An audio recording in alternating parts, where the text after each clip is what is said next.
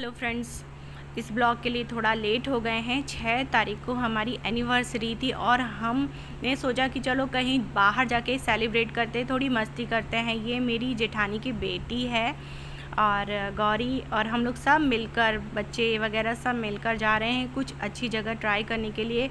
यहाँ पे एक फेमस मंदिर है, आप लोगों ने सब ने सुना होगा, इच्छा पूर्ति मंदिर है। रणगीर हर सिद्धि माता का मंदिर, यहाँ पे इच्छा पूर्ति होती है और दूर दूर से लोग मिलने आते हैं, तो हम निकल चलते हैं वहाँ के लिए।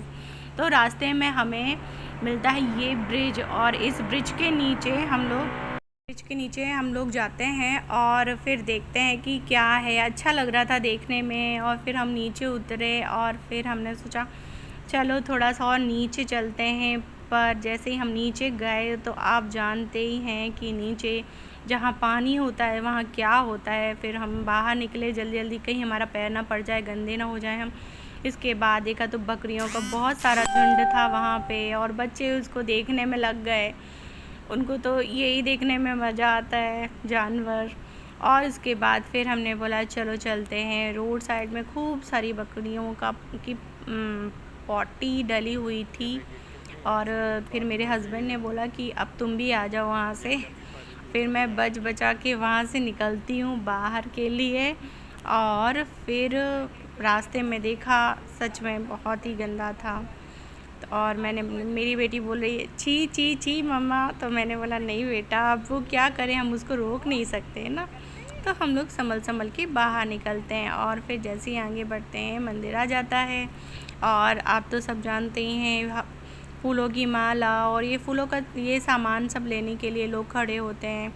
और जब हम लोग हाथ धोने के लिए बाहर जाते हैं तो पीछे का सीन देखते हैं, देखिए कितना अच्छा यहाँ ऐसा लग रहा है जैसे खाई हो यहाँ पे, और बाहर का सीन बहुत प्यारा लग रहा है।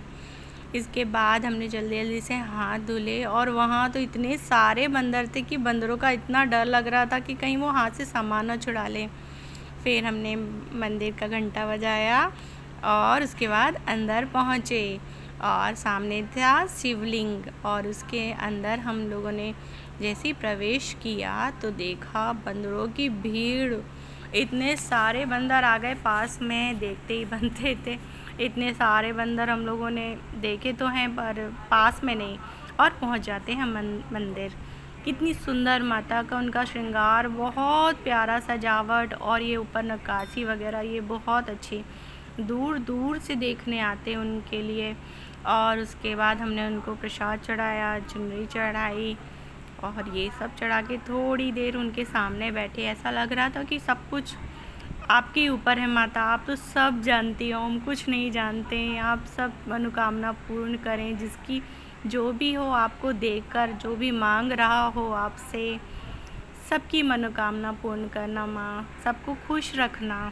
ऐसी हम कामना के साथ है पूजा करते हैं और सब कुछ प्रसाद वगैरह चढ़ा के हम लोग बाहर आ जाते हैं।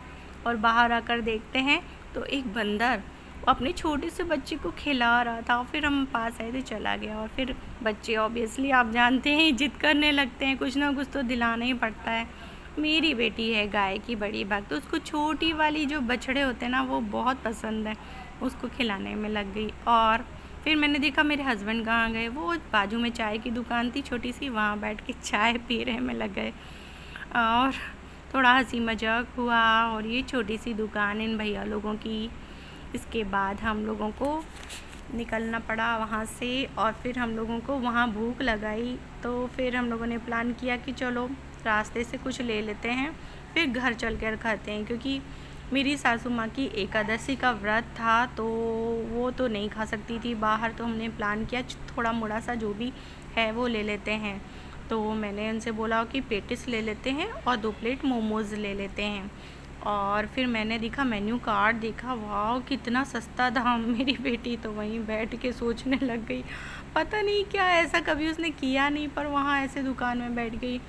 मैंने मेन्यू देखा, वहाँ पे प्राइस में कितना डिफरेंस था पुणे और सागर में। फिर ये देखो बनी बनाई पेटिस मिलती है, ऋषि पेटिस नाम था जहाँ से हम लेकर आए।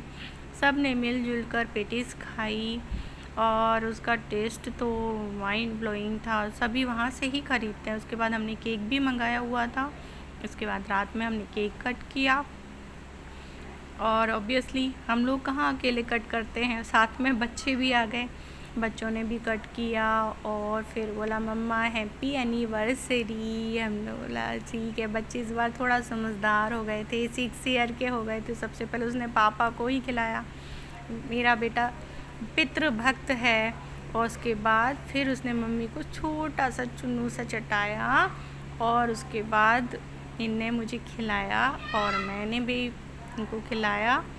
और फिर ऐसे हम लोगों ने प्यार से अपने परिवार के साथ मिलकर एनिवर्सरी को सेलिब्रेट किया। अच्छा लगता है।